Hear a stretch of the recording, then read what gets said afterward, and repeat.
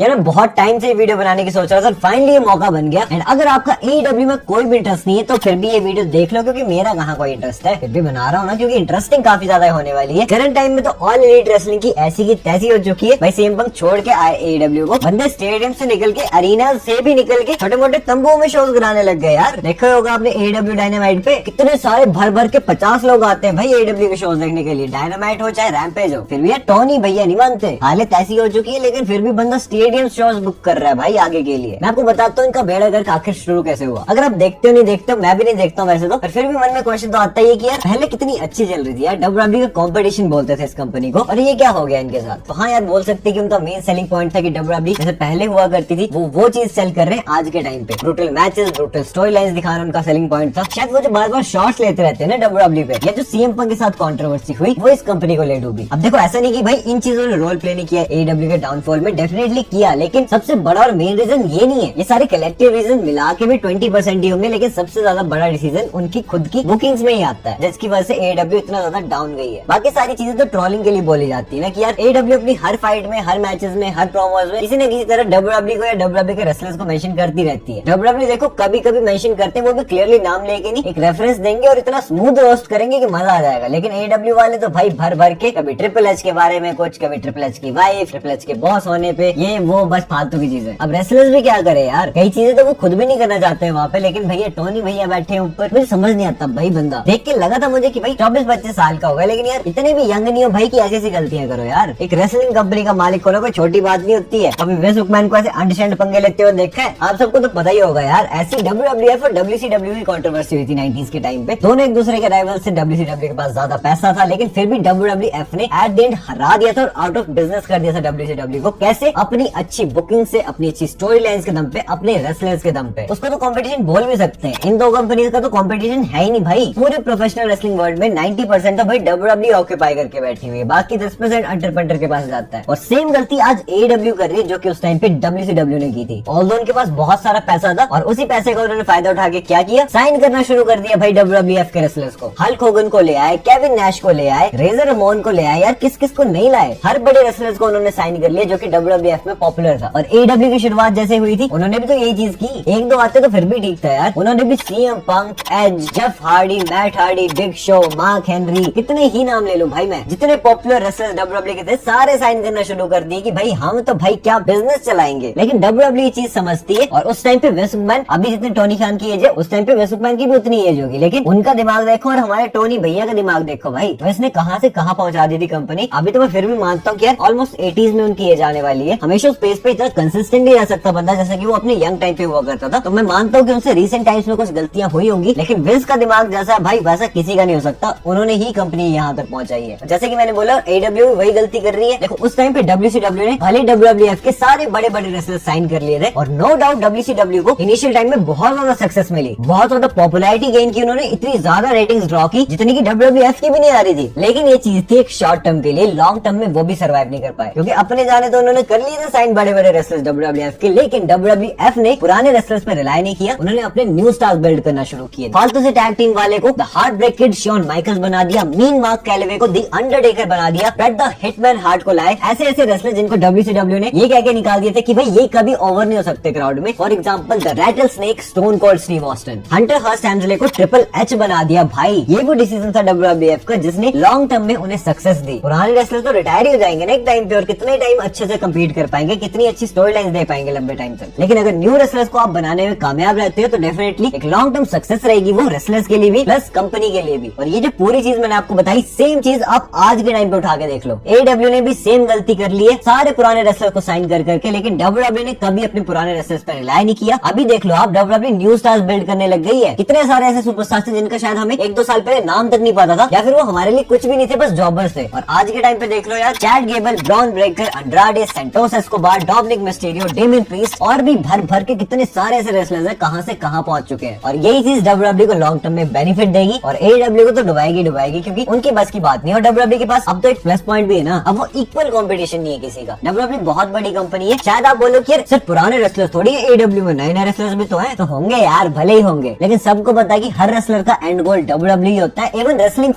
Fan ही तब बनता है जब वो WWE को देखता है। तो जब सबका एंड गोल WWE में आना ही है, तो AEW तो उनके लिए स्टेपिंग स्टोन हुआ कि भाई यहाँ से मैं शुरुआत करता हूँ, थोड़ा ओवर होता हूँ क्राउड में ताकि डब्ल्यूडब्ल्यू की नजरें पड़े मेरे ऊपर, और जैसे मैं थोड़ा बहुत बिल्डअप हो जाऊंगा ना तो डब्ल्यूडब्ल्यू मुझे डेफिनेटली खुद साइन कर लेगी। एग्जांपल के तौर पे एक रेसलर का नाम लूंगा मैं, जो कि है MJF। इंटेंशंस क्लियर लगते हैं बंदे की कि उसको क्या करना है अपने फ्यूचर के साथ, अपने करियर के साथ। तो पुराने रेसलर से ज्यादा टाइम AEW चल नहीं पाएगी, जो नए रेसलर्स AEW बिल्ड कर रही है वो भी डब्ल्यूडब्ल्यू में आना चाहते हैं एट द एंड। तो कहाँ जाएगी फिर वो कंपनी? डब्ल्यूडब्ल्यू से रेसलर्स नहीं जा रहे AEW में, उल्टा AEW में गए रेसलर्स वापस आ रहे हैं डब्ल्यूडब्ल्यू में, क्योंकि उन्होंने देख लिया ना माहौल। पहले के टाइम पे विंस मैकमैन की बुकिंग अच्छी नहीं लगती थी कुछ सुपरस्टार्स को, क्रिएटिव फ्रीडम नहीं मिलता था कुछ सुपरस्टार्स को, तो मिसमैच हो जाती है सारी चीजें। इसलिए वो सोचते थे कि यार किसी और कंपनी में हम जाएं जहाँ पे हमें थोड़ी क्रिएटिव फ्रीडम भी मिले और अच्छी बुकिंग्स भी मिले। लेकिन अब तो माहौल ही पूरा चेंज हो गया, ट्रिपल एच पूरे कंट्रोल में, और क्या ग्रेट रोल वो प्ले कर रहे हैं रेसलर्स को बिल्ड करने के लिए। सब बहुत खुश है उनसे। इवन जितने भी रेसलर्स डब्ल्यूडब्ल्यू में वापस आए हैं ना, चाहे मैं कोडी रोड्स का नाम ले लूं, चाहे CM पंक का नाम ले लूं, चाहे किसी भी रेसलर का नाम ले लूं, हर कोई यही कह रहा है कि भाई डब्ल्यूडब्ल्यू का एनवायरनमेंट बैक स्टेज बहुत ही अच्छा, काम करने में मजा आता है सबके साथ। सब अपनी क्रिएटिव इनपुट्स देते हैं कि यार ये करना चाहिए, वो करना चाहिए। माहौल इतना बढ़िया है कि जब भी किसी दूसरे कंपनी के रेसलर को पता लगेगा कि यार ये चीजें चल रही डब्ल्यूडब्ल्यू में, तो डेफिनेटली वो इंटरेस्टेड हो जाएगा आने के लिए। तो अब जब कोई रीजन ही नहीं बचा रेसलर्स के पास डब्ल्यूडब्ल्यू को छोड़ने का, तो क्यों ही जाएंगे? डेफिनेटली मैं ऐसा नहीं कह रहा हूँ कि यार सारे ही रेसलर्स AEW से डब्ल्यूडब्ल्यू में आएंगे या डब्ल्यूडब्ल्यू से कोई जाएगा ही नहीं। हमेशा से रहता है, ये कुछ ना कुछ तो हमेशा जाते ही रहते हैं, कुछ ना कुछ आते ही रहते हैं, लेकिन मैं मेजॉरिटी पार्ट की बात कर रहा हूँ फिलहाल। एंड एट द एंड वही चीज, जिस तरह के हाल चल रहे हैं डब्ल्यूडब्ल्यू के, क्या AEW को खरीद लेगी डब्ल्यूडब्ल्यू? क्योंकि वो तो अरीना तक में शोज नहीं करवा पा रहे यार। अब देखो होने का तो कुछ भी हो सकता है, लेकिन मुझे पर्सनली नहीं लगता कि ऐसा कुछ होने वाला है, क्योंकि डब्ल्यूडब्ल्यू फिलहाल तो एक प्राइवेट कंपनी नहीं है, उस टाइम पे थी तो वैसे मैंने WCW को खरीद लिया। डब्ल्यूडब्ल्यू को फिलहाल एंडेवर्स वाले ऑन करते हैं, और अगर एंडेवर्स का मन करता है कि वो AEW को भी खरीद ले तब कुछ हो सकता है, ऐसे तो नहीं। और मुझे ज्यादा चांसेस इस चीज के लगते हैं कि शायद खरीदने वगैरह वाला सीन ना हो, बल्कि ऐसा हो सकता है कि डब्ल्यूडब्ल्यू और AEW कोलैब कर लें। अभी हम देख रहे हैं डब्ल्यूडब्ल्यू ओपन है बाकी कंपनीज के साथ काम करने के लिए भी। TNA के कितने रेसलर्स आ रहे हैं डब्ल्यूडब्ल्यू में। इवन अभी AJ स्टाइल्स NJPW में जाके किसी के साथ कम्पीट करने वाले मैंने सुना था। तो डब्ल्यूडब्ल्यू अभी अपॉर्चुनिटीज क्रिएट कर रही है, और एक इनफेमस लाइन तो आपने सुनी ही होगी, if you can't defeat them join them. तो AEW डेफिनेटली ये चीज करने वाली, जब उनको पता लग ही जाएगा कि यार हमसे ना हो पाएगा, तो वो हाथ ही मिला लेंगे फिर डब्ल्यूडब्ल्यू वालों से। और मैं तो काफी एक्साइटेड रहूंगा जब सर्वाइवल सीरीज में हमें डब्ल्यूडब्ल्यू वर्सेस AEW या फिर WW versus AEW versus TNA देखने को मिल जाएगा। ओ भाई साहब, ये तो मैं ख्वाब ही देखता था एक टाइम पे, और अब वो सच भी हो सकता है। तो दैट्स द होल थिंग। बाकी अगर आपने मेरी लास्ट वीडियो देखी जिसमें कि मैंने मनी इन द बैंक 2024 के शॉकिंग क्वालिफायर बताए, तो ये रही यार आपके सामने वीडियो, इसे जल्दी क्लिक करो और देख लो। एंड मैं मिलता हूँ आपसे अपनी नेक्स्ट वीडियो में एक बहुत ही इंटरेस्टिंग टॉपिक के साथ। So until that time, this is जय